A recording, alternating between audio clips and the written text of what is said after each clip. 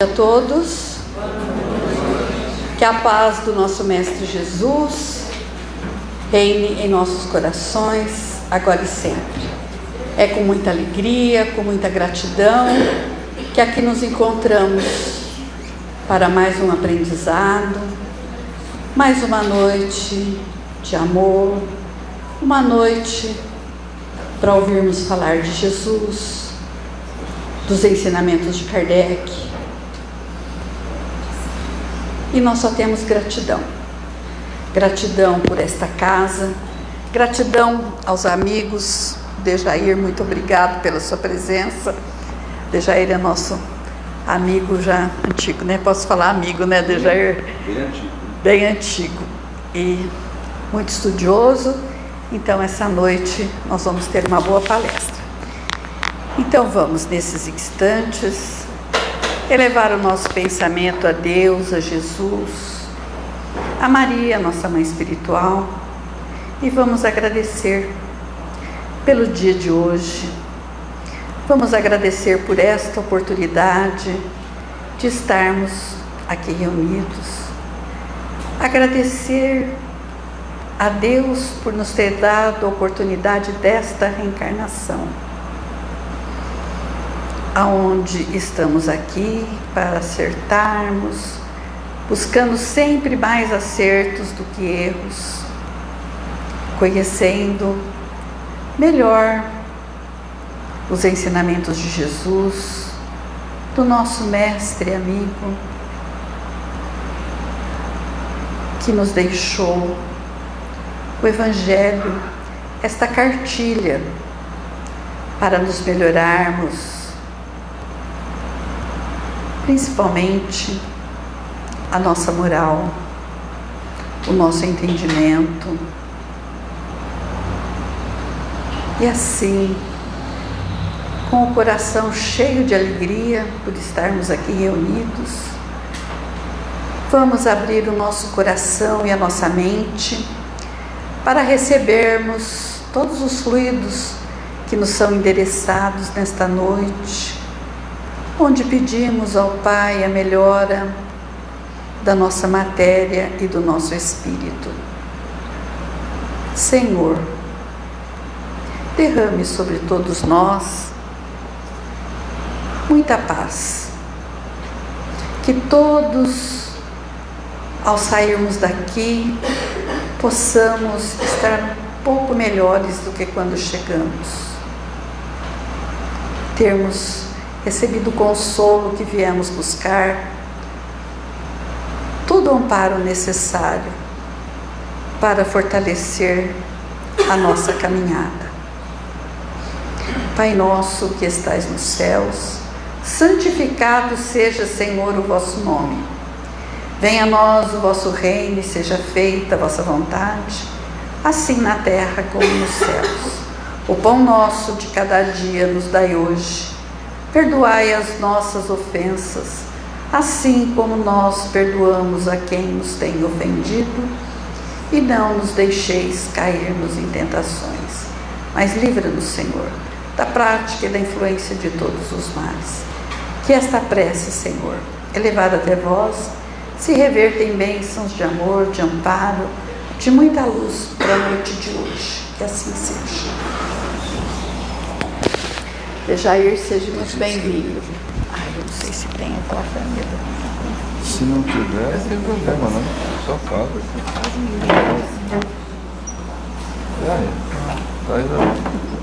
Aí, se não tiver palhança, vai vendo os tempos aqui. Obrigado. Boa noite. Boa noite. Deus nos abençoe. Possamos ter hoje aqui um encontro agradável, mas acima de tudo proveitoso para cada um de nós. O 6º capítulo do Evangelho segundo o Espiritismo tem o título O Cristo Consolador. Allan Kardec inicia esse capítulo trazendo uma citação evangélica que ele foi buscar em Mateus capítulo 11, versículos de 28 a 30, onde nós encontramos uma fala do Cristo textualmente, dizendo o seguinte: vinde a mim todos vós, que andais em sofrimento, que vos achais sobrecarregados, e eu vos aliviarei. Tomai sobre vós o meu jugo, e aprendei de mim, que sou manso, humilde de coração, e achareis repouso para vossas almas, porque o meu jugo é suave e o meu fardo é leve. Como nós podemos ver, Allan Kardec não podia ser mais feliz na escolha de um texto para abrir um capítulo para tratar desse tema, o Cristo Consolador. Nessa passagem, sentimos Jesus nos convidando a buscá-lo. Vinde a mim, eu vos aliviarei. Ele como que se coloca à disposição, e é de se notar que não impõe condições para isso, a não ser aquela que ele estabelece de forma bastante clara: que tentemos, que nos esforcemos por absorver os seus ensinamentos, que falam de amor, de caridade, de humildade, de perdão. Portanto, nada que represente um obstáculo intransponível, nenhuma carga insuportável. E é por isso que ele vai dizer: o fardo é leve, o jugo é suave. Mas o que vai nos prender um pouquinho mais aqui, hoje, é o segundo assunto do capítulo, que é quando Allan Kardec vai tratar do advento do Espírito de verdade, o Consolador. Certamente todos sabemos que há de fato um registro que está, eu vou tirar essa cadeirinha daqui, tá? Que está no Evangelho de João, dos capítulos 13 até o capítulo 17. João, como certamente ninguém ignora, é um evangelho diferente dos outros três.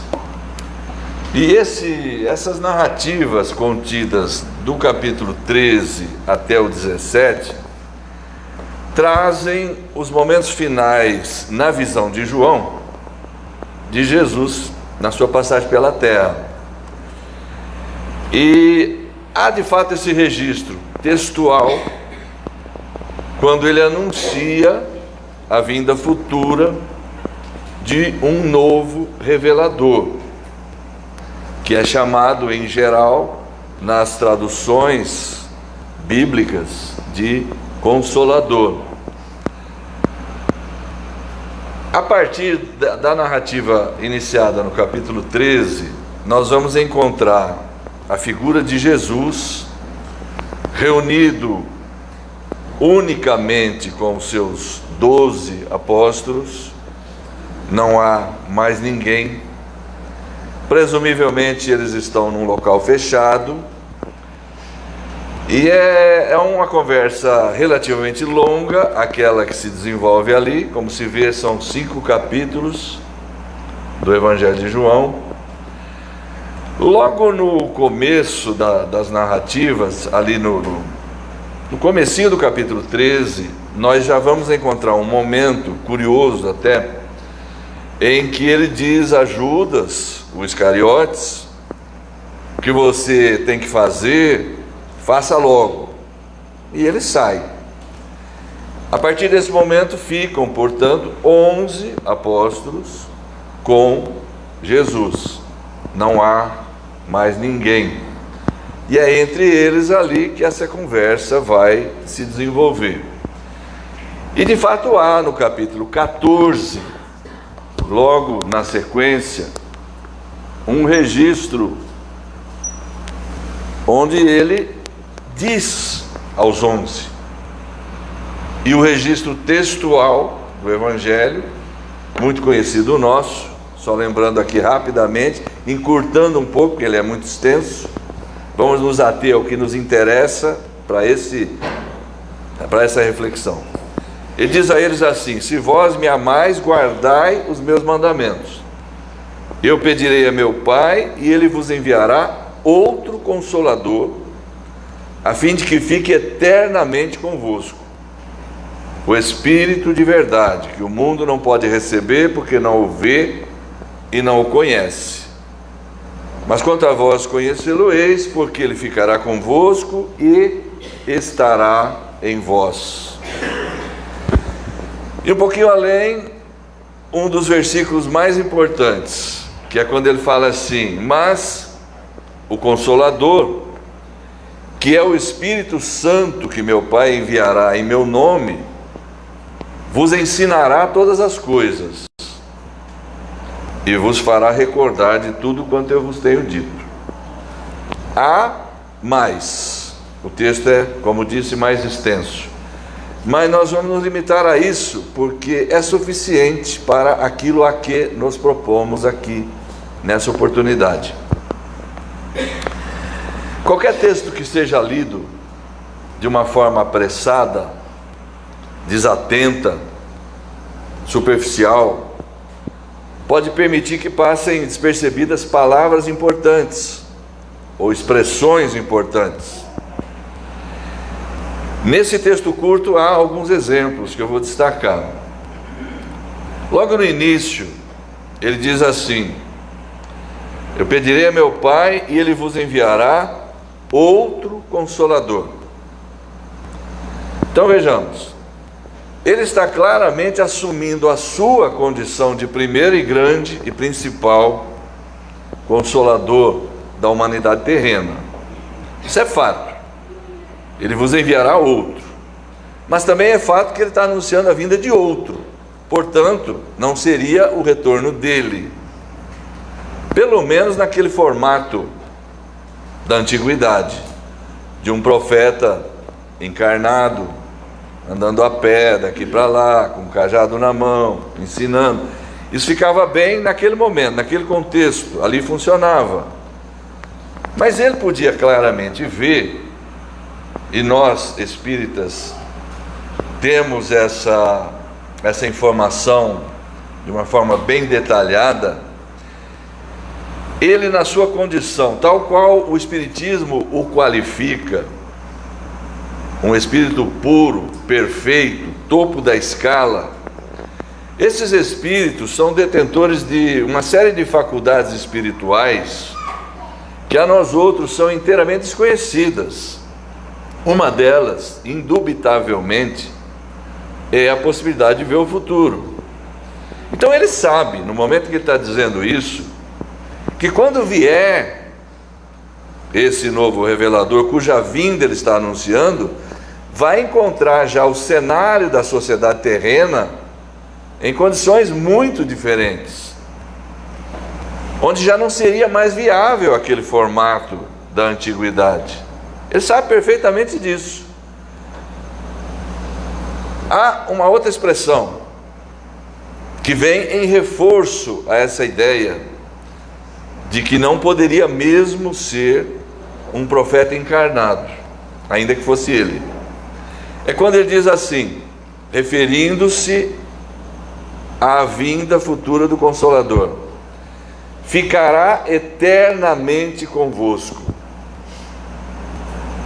Isso não se ajusta de nenhuma forma à ideia de alguém encarnado, porque pelas leis naturais teria que desencarnar, não poderia ficar eternamente conosco. E ainda há uma outra ideia que ele fala em seguida: estará em vós, referindo-se ao Consolador. Ora, menos ainda se ajusta essa proposição à ideia de um profeta encarnado. Ela se presta mais à ideia de uma informação assimilada, de um conhecimento adquirido, que uma vez incorporado se torna propriedade permanente da alma que conquista essa condição. Pelo Espiritismo nós sabemos do princípio da não retrogradação da alma. Então toda conquista no campo moral ou intelectual que a alma venha a realizar, permanece com ela indelevelmente, ela nunca perde. De forma que na visão de Jesus vai ficar claro, já por esse anúncio e mais tarde pelas explicações que a gente vai ter do próprio Allan Kardec, que ele enxergava e personalizava a figura do Consolador no conhecimento adquirido, no conhecimento trazido pela revelação que viria a chegar, que uma vez incorporada, uma vez aprendida, uma vez assimilada, sim, estaria definitivamente em nós. Mas a mim o que me parece ainda mais importante de tudo é quando ele vai falar logo em seguida das duas tarefas que esse futuro revelador viria desempenhar. Vamos recordar, ele fala assim: Consolador, que é o Espírito Santo, que meu Pai enviará em meu nome. E sobre isso depois a gente fala algumas palavrinhas também, sobre essa expressão Espírito Santo. Ele fala assim: vos ensinará todas as coisas e vos fará recordar de tudo quanto eu vos tenho dito. Então fica uma coisa bem clara, ele está sendo bem expressivo, bem específico. Não se trata de um texto interpretativo, é objetivo. O que é que ele está dizendo?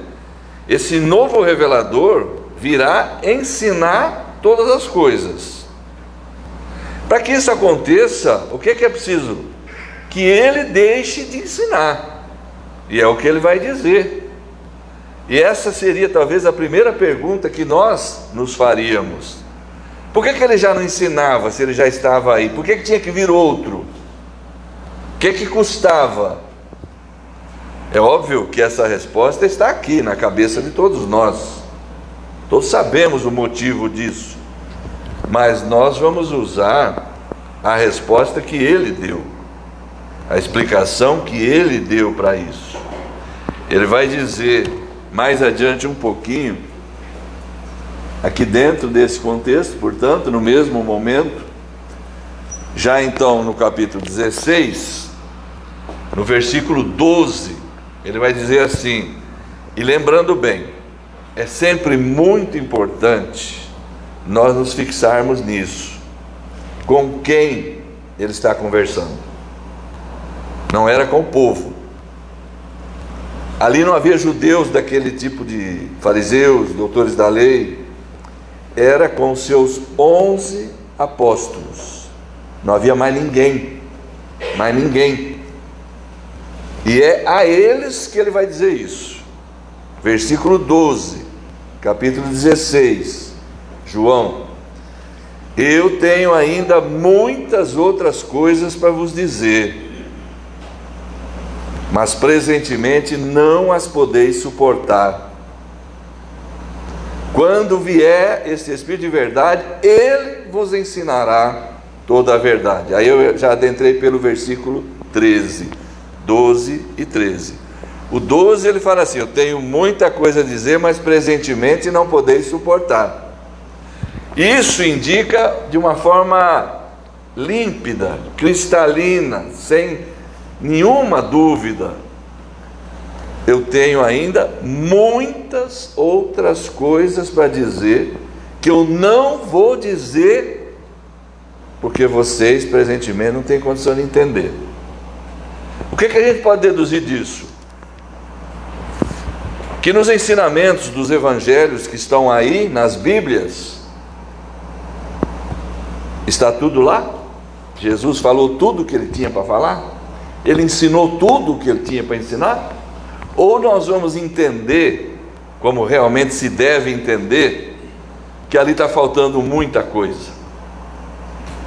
É fácil. Allan Kardec percebeu isso, e talvez pouca gente tenha percebido.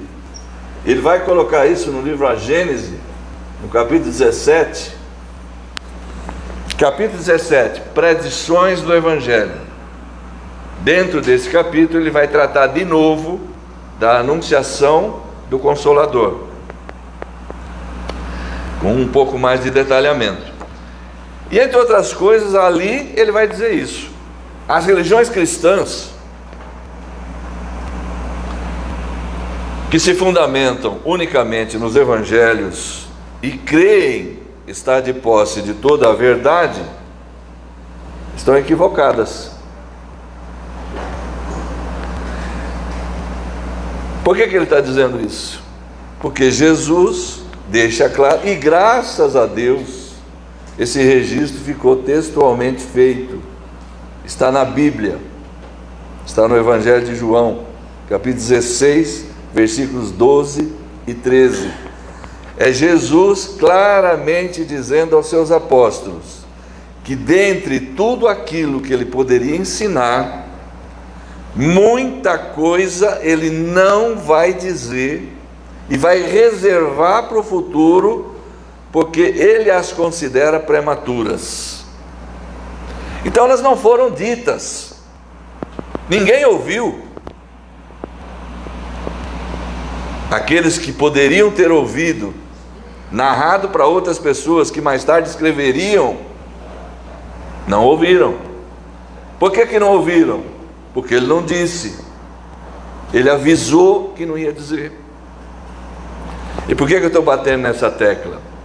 Porque os religiosos cristãos, de um modo geral, de outras vertentes, costumam dizer, cada um com as suas palavras, evidentemente, se essas coisas aí que o Espiritismo ensina fossem verdadeiras, Jesus teria falado, mas se esquecem de ler.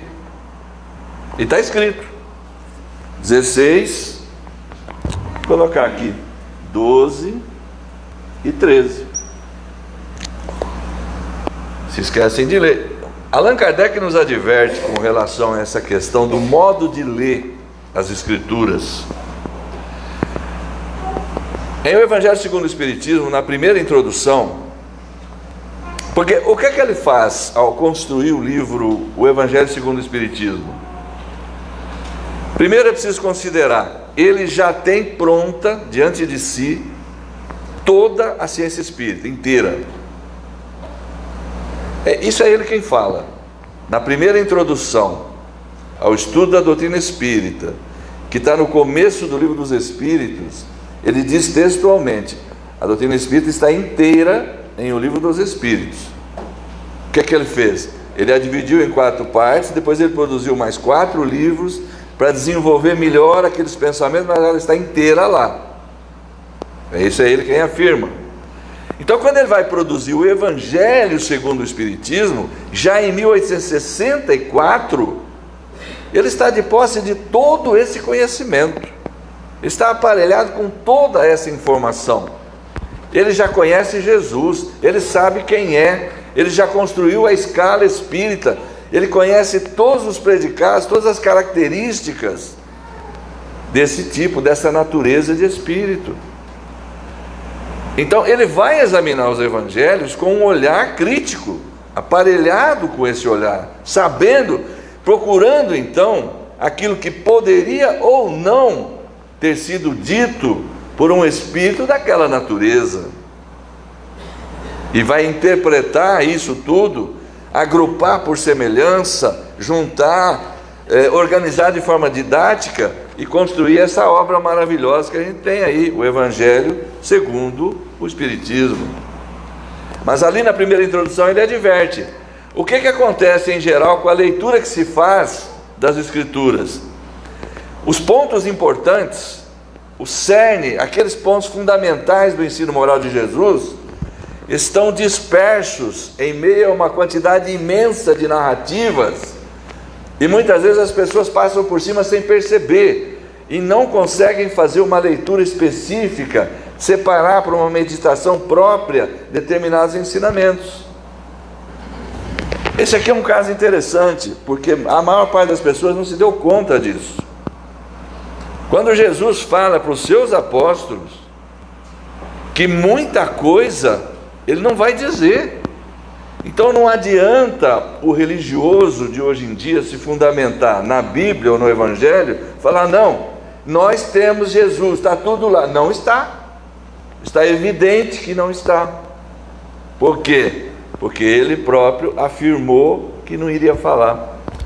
Então vejamos, a primeira coisa é esta: completar esses ensinamentos. O que esse Consolador viria fazer? Completar. Por quê? Porque ele está dizendo que não ia falar, que outro viria fazer isso, porque era coisa prematura. Mas há uma outra tarefa, igualmente, não sei, mas importante também. E essa ainda é resultante daquela prerrogativa que o Espírito dessa natureza tem de conhecer o futuro. Recordar os seus ensinamentos. Ora, ele podia também, usando dessa faculdade, claramente ver que não ia demorar muito tempo, os homens iriam destruir os seus ensinamentos, iriam se afastar deles, desviar-se deles, deturpá-los, fundar novos dogmas, acoplar rituais estranhos aos ensinos morais, tentar a princípio, mas depois soterrar inteiramente a doutrina moral, de forma que não iriam encontrar consolação naqueles dogmas que iriam criar. Então ele sabia que num dado momento no futuro, tudo de fato teria que ser restabelecido, recolocado nos devidos lugares. É ainda um resultado dessa sua faculdade de ver o que iria suceder. Por que ele fala essas coisas? Não dá para falar porque vocês não têm condição de entender. Era cedo demais para abordar determinados temas. E ele fala que são muitas. As palavras são importantes. Muitas coisas.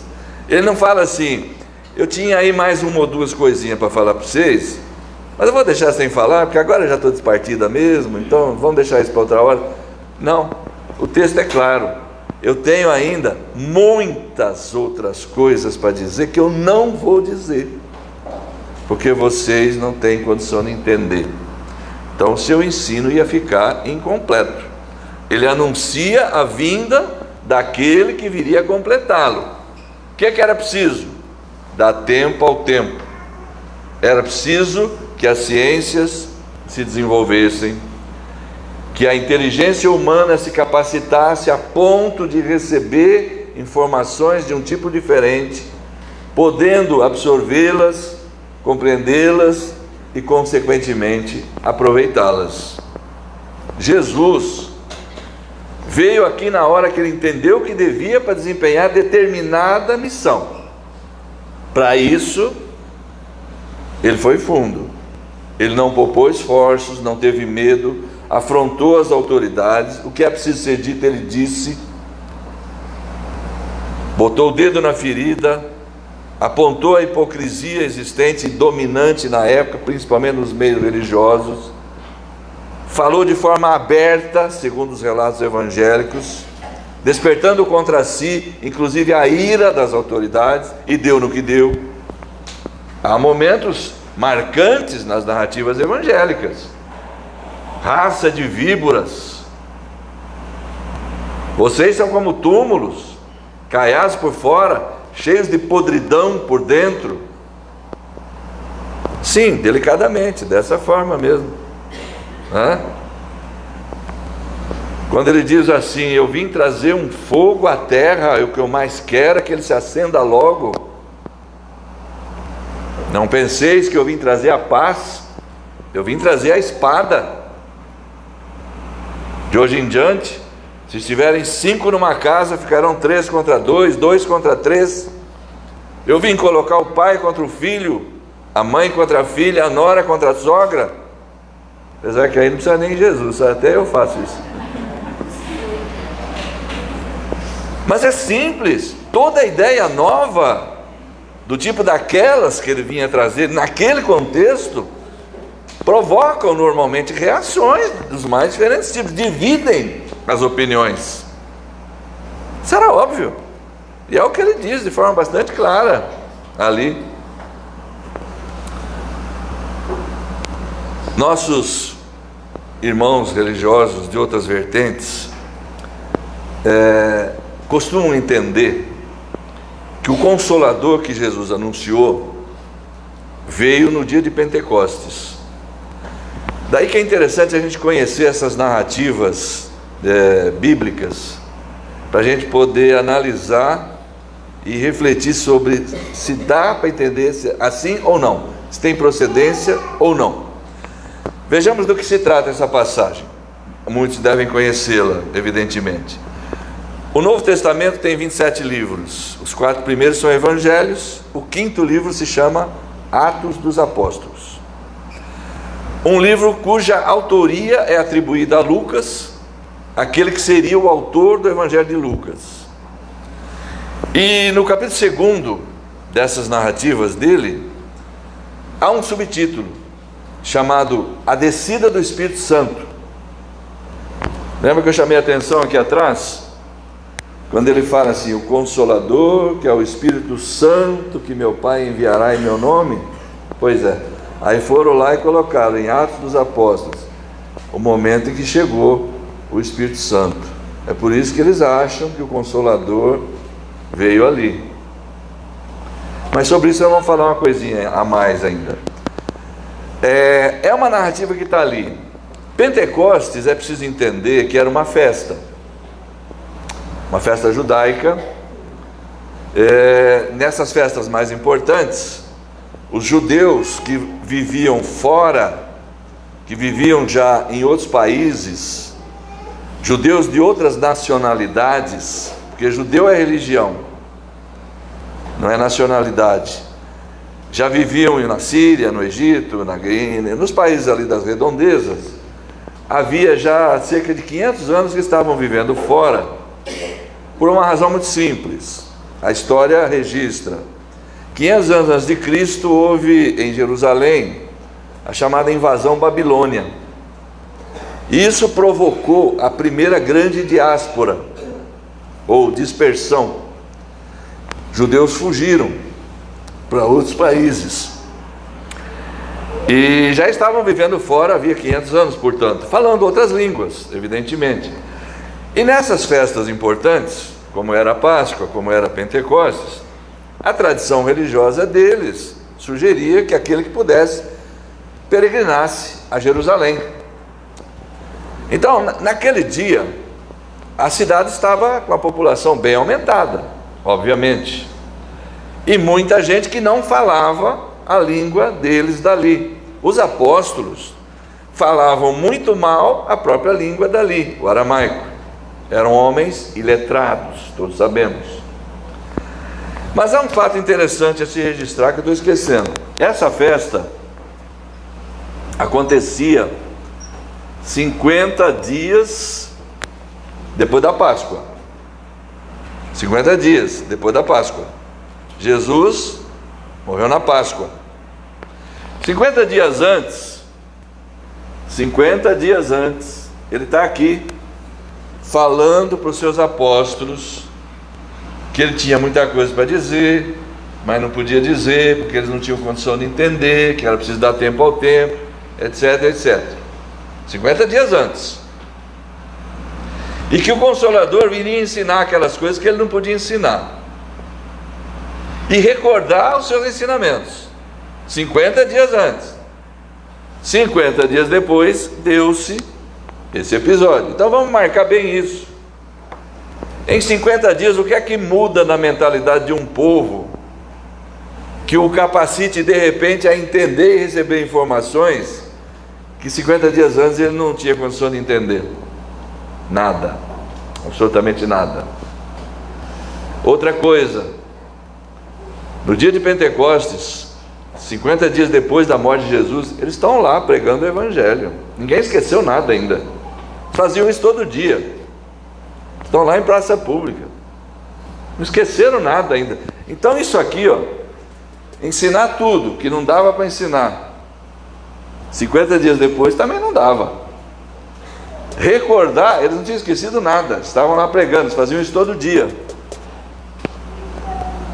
E aí o que houve? O que é tão marcante assim que chamou a atenção dessa turma aí? É que eles, os apóstolos, pregaram o Evangelho além de pregar na própria língua para a turma dali, que eles faziam isso sempre, eles pregaram na língua daquelas pessoas de fora que estavam ali presentes, que não falavam o aramaico deles. A narrativa é muito interessante, curtinha. Quem tiver uma Bíblia em casa, eu sugiro dar uma lida. É bem curtinha e é interessante, porque ela vai mostrar aqueles próprios homens de fora dizendo entre si assim: mas esses homens não são galileus? Como é que eu estou ouvindo ele falar na minha língua? E assim todos eles. Ou seja, os apóstolos pregaram o evangelho ali para aquelas pessoas na língua de cada um, coisa que eles não sabiam, falavam muito mal a própria língua. Esse foi um fenômeno marcante. Além do que, a narrativa bíblica floreia a coisa, um vento que soprou, faz um barulho, aquela coisa. Então ficou uma coisa impressionante, que os espíritos podem produzir ruídos, fazer o vento produzir ruído, todos nós sabemos disso que podem. Agora, o que aconteceu então ali? Vamos falar um pouquinho da figura do Espírito Santo primeiro, que isso é importante. Eles colocaram na boca de Jesus aqui atrás, porque era fácil fazer isso naquele tempo. Nos primeiros tempos, os teólogos usaram e abusaram das interpolações, inserções posteriores, inserindo um texto aqui, outro ali, modificando um texto aqui, outro ali. Então era fácil para quem tinha autoridade sobre essa questão ir aos manuscritos e introduzir uma alteraçãozinha, uma inserção, um acréscimo, assim, na margem. Depois, na próxima cópia, ela já era incorporada. Isso aconteceu, segundo os historiadores, milhares de alterações foram produzidas nas escrituras, milhares de alterações. Então, o que aconteceu? No século IV, houve um concílio em que foi criado o dogma da Santíssima Trindade. Ao ser criado o dogma da Santíssima Trindade, o que é isso? Pai, Filho e Espírito Santo. Era importante então que isso fosse colocado na boca de Jesus, para dar mais sustentação. Então era muito fácil o sujeito vir aqui, encontra esse texto onde Jesus está falando: o Consolador vos ensinará todas as coisas. Ele coloca ali uma chavinha, coloca lá: que é o Espírito Santo que meu Pai enviará. E maravilha. E vincula posteriormente com a passagem de Pentecostes, a descida do Espírito Santo. Ora, Jesus falou então que o Consolador viria chegar, que seria o Espírito Santo, e ele desceu aqui nesse dia por causa desse fenômeno. Mas veja só, que foi Espírito, nós não temos a menor dúvida, nenhum de nós aqui tem. Os apóstolos falaram mediunizados, espíritos da equipe de Jesus pregaram através da mediunidade deles o evangelho àquelas pessoas, falando na língua delas. Que foi Espírito, não tem a menor dúvida. Espírito Santo é outra conversa. Agora, o que é importante pensar sobre isso?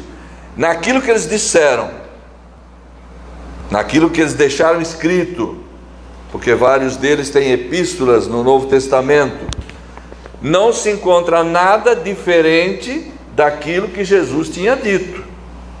Ou seja, nada que indicasse que isso aqui, ensinar aquilo que ele não podia ensinar, desenvolver pensamentos que ele não tinha abordado, não aconteceu.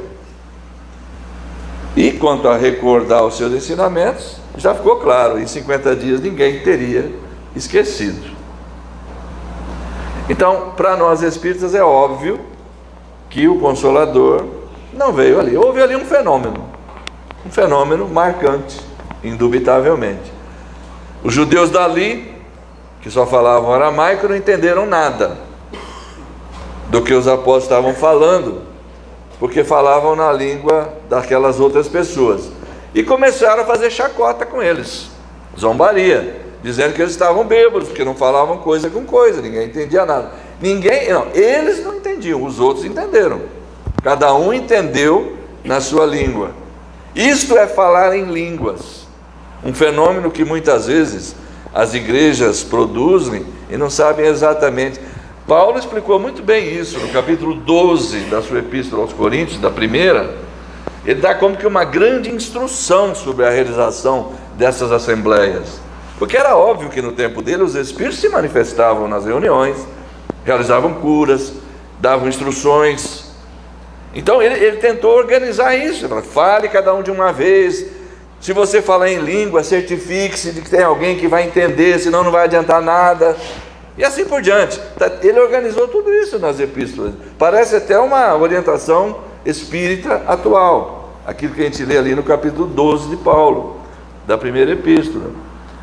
Mas isso é falar em língua, uma língua que exista e que haja quem entenda, porque senão você não colhe fruto nenhum daquilo que for dito. O que aconteceu ali foi que as pessoas entenderam. Pedro tomou a palavra e falou: nós não estamos bêbados, são apenas 9 horas da manhã. De certo, ninguém ficava bêbado às 9 horas da manhã. Então a desculpa colou.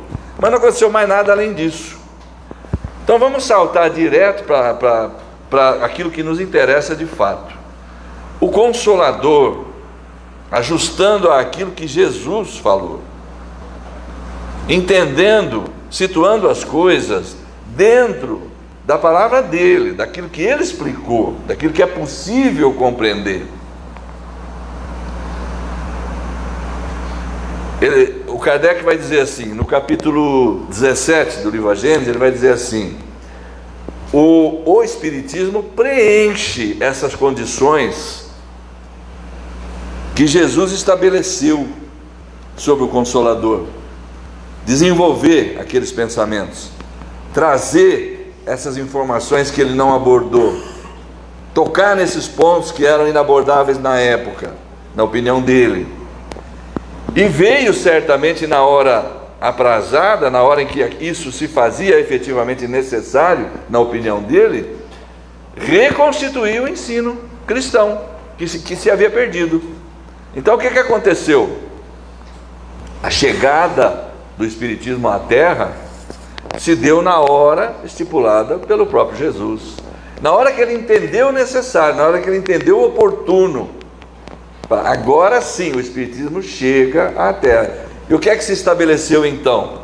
Uma organização muito bem aparelhada, onde ele, do lado espiritual, na figura do Espírito de Verdade, comandava todo o processo, mas tendo encarnado aqui o seu segundo em comando, que era Allan Kardec. Então, se a gente pensar na escala espírita, Jesus, primeira classe, daquelas 10 que a escala nos oferece, primeira classe, classe única da primeira ordem, espírito puro, perfeito, topo da escala. E aí, segunda classe, de cima para baixo, então, a primeira da segunda ordem, espírito superior, seria o número 2, Allan Kardec. Lugar-tenente, segundo em comando, apto a entender, apto a dialogar com Jesus, apto a compreender aqueles ensinamentos. Possivelmente existam, com todo respeito, aqui provavelmente não, mas possivelmente existam muitos espíritas que não têm muita ideia de quem fosse Allan Kardec. É preciso, para conhecer a figura que é Allan Kardec, a importância dele, o grau espiritual desse cidadão, é preciso conhecer o movimento espírita da época. É preciso verificar como os espíritos da codificação o tratavam. Eles o tratavam de mestre.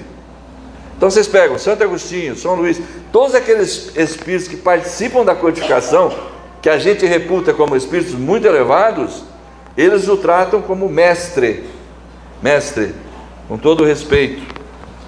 Ele realinha instruções, ele discute, ele reorganiza aquilo que é dito, ele contrapõe, ele argumenta, ele modifica as instruções, submete novamente, fala a ele: olha aí agora, vê como é que está. Aí o espiritual fala: agora está melhor.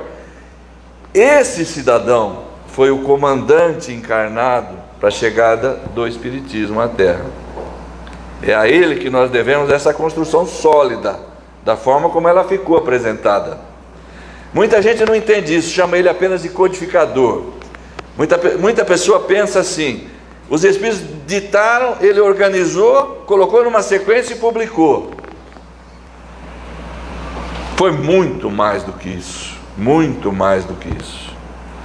Então, ele vai nos dizer assim: o Espiritismo preenche as condições do Consolador. E ele vai dizer: não é uma doutrina individual, não é de concepção humana, ela é fruto do ensino coletivo dos Espíritos superiores, tendo a presidi-los o Espírito de verdade. Nada elimina dos Evangelhos, apenas elucida, desenvolve, faz compreender passagens obscuras, abordadas alegoricamente por Jesus, ou sequer abordadas, traz informações esclarecedoras, confortadoras. Por exemplo, quando Jesus fala: bem-aventurado aquele que sofre, porque será consolado. E dificilmente entenderemos, como diz o Kardec, dificilmente aquele que sofre entenderá por que ele sofre. Dificilmente ele aceitará o sofrimento se ele não entende a razão disso, principalmente quando ele vê que o vizinho não sofre como ele sofre, principalmente se ele percebe que o filho do outro não tem o problema que o dele tem. Se a pessoa olha para o cenário social da humanidade, tudo que ela percebe é isso que aí está: violência, corrupção, maldade, egoísmo, inveja, hipocrisia. Como entender e como ser feliz num cenário como este? O Espiritismo vem apontar a causa do sofrimento nas existências anteriores e na própria destinação da Terra, ao nos apontá-la como um mundo de provas e expiações.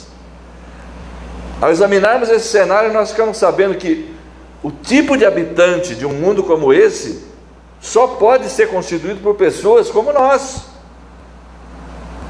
com variações, evidentemente, porque nós havemos de convir que, apesar de compormos praticamente um grupo único de espíritos de terceira ordem, espíritos imperfeitos, há os mais adiantados e há os mais atrasados, e no meio uma variedade imensa. Então nós estamos distribuídos, não somos iguais, não estamos iguais, evidentemente, mas compomos um grupo heterogêneo.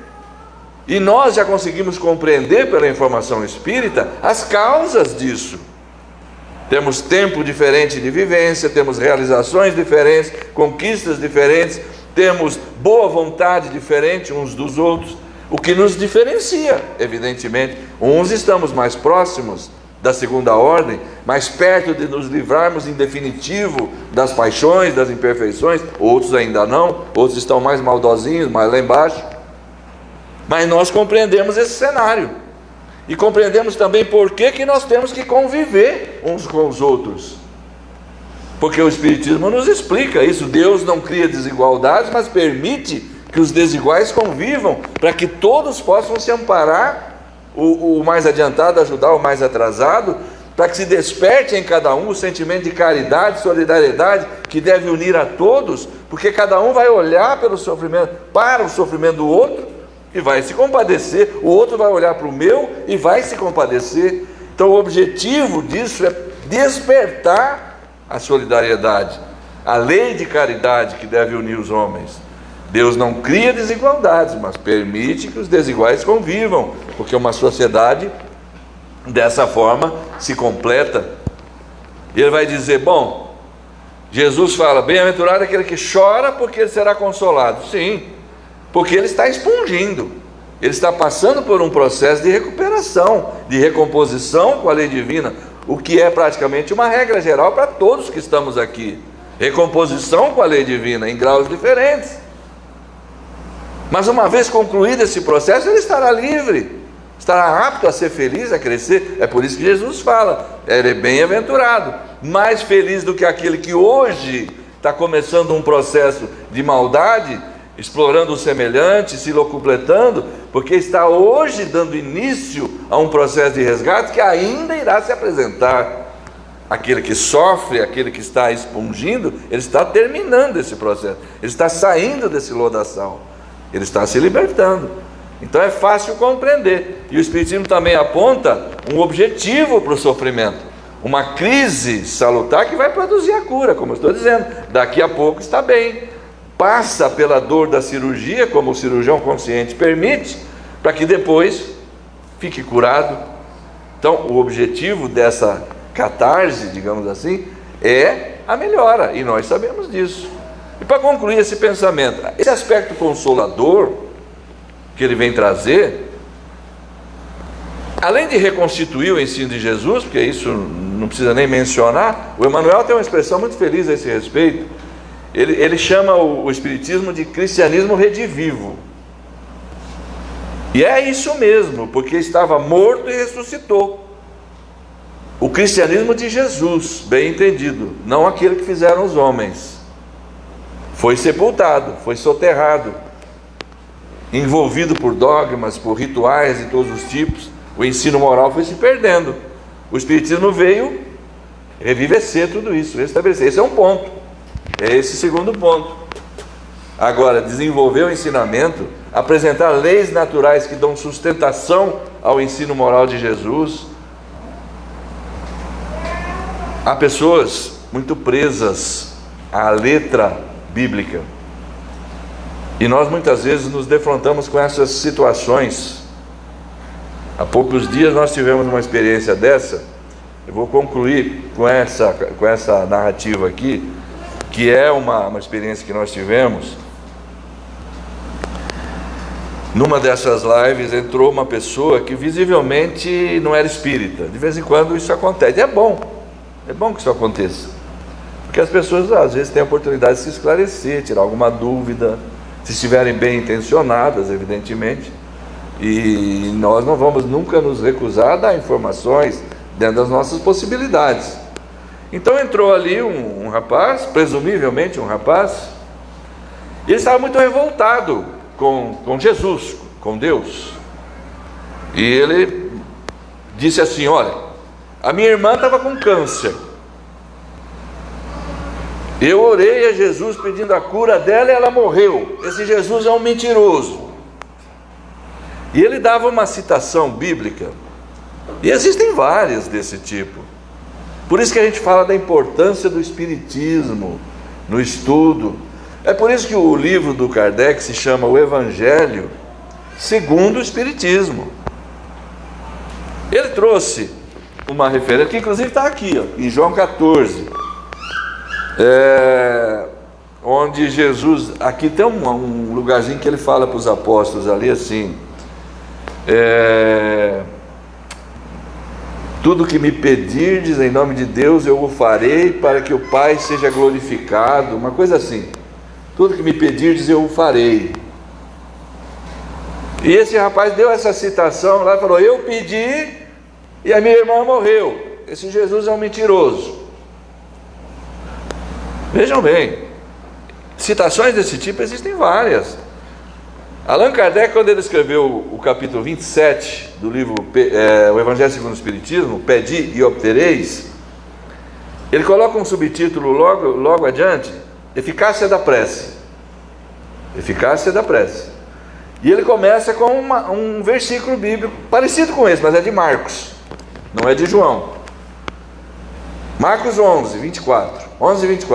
Ele fala assim: tudo que pedirdes pela prece, crede que obtereis e concedido vos será. Você acredita num trem desse? Alguém aqui acredita nisso? É fácil. Pensa numa pessoa que nasceu sem uma perna, e aí pensa na situação da mãe. Não pode haver uma oração mais fervorosa do que aquela que é feita por uma mãe. O que é que ela vai pedir? Que o filho dela tenha a perna. E convenhamos, quem é aqui que acredita que vai brotar uma perna em alguém que nasceu sem ela, por causa de uma prece? Por mais fé que exista nessa prece. por isso que nós temos a doutrina espírita. É por isso que o Evangelho segundo o Espiritismo. Jesus, será que falou isso? Provavelmente não, porque ele não era louco e nem era irresponsável. Ele sabia perfeitamente que não é assim que funciona. Não é, a vida está aí para nos mostrar isso. Não é assim que funciona. Todo mundo sabe disso. Então é preciso entender que muitas coisas que estão nas Escrituras, Jesus não disse. Se disse, foi de outra forma, foi mal compreendido. Enfim, há uma série de fatores a serem considerados. Nós temos sempre que partir de um ponto básico. Nós temos o Espiritismo, que é a terceira revelação. A terceira se sobrepõe necessariamente à segunda. Gente, isso não significa dizer que Kardec é superior a Jesus. A gente fala isso, as pessoas nos acusam, está falando que Kardec é superior a Jesus. De jeito nenhum, sou louco. A revelação veio 1800 anos mais tarde. Jesus não escreveu nada. Os que escreveram 30, 40 anos depois que ele morreu. Como é que essas tradições circularam? Como é que elas foram entendidas? Como é que elas foram interpretadas? Como é que tudo isso sofreu alterações ao longo do tempo para chegar nisso que está aí, nessas Bíblias que estão aí? Nós precisamos jogar sobre isso um facho de luz muito forte. E esse facho de luz nós o possuímos, que é a ciência espírita. É para isso que nós temos o Espírito. Nós temos a terceira revelação. E é para explicar aquilo que está lá, que é o que o Kardec diz, que é o que os Espíritos dizem. É preciso examinar aquilo que está escrito à luz do ensinamento espírita. Se combinar, que o Kardec sabia e nós sabemos, o que é um espírito de primeira ordem, o que é um espírito puro ou perfeito, topo de escala, do que ele é capaz. Tá bom, então vamos ler aquilo lá. Ele teria falado aquilo? Isso tem cabimento dentro da informação que o Espiritismo nos trouxe? Não, não tem. Isso tem uma outra explicação. Ficamos com a outra explicação. Não adianta ficar com esse igrejismo todo, como fizeram comigo aí na segunda-feira, quando eu falei isso. Terminei a palestra, o sujeito foi lá na frente e falou assim: ainda bem que a gente sabe que o Evangelho continua sendo a nossa grande inspiração. Jogou no lixo tudo que eu tinha falado. Eu fiquei muito agradecido. Eu joguei vibrações fraternas para ele o tempo todo. Pessoal, que Deus nos abençoe. Muito obrigado.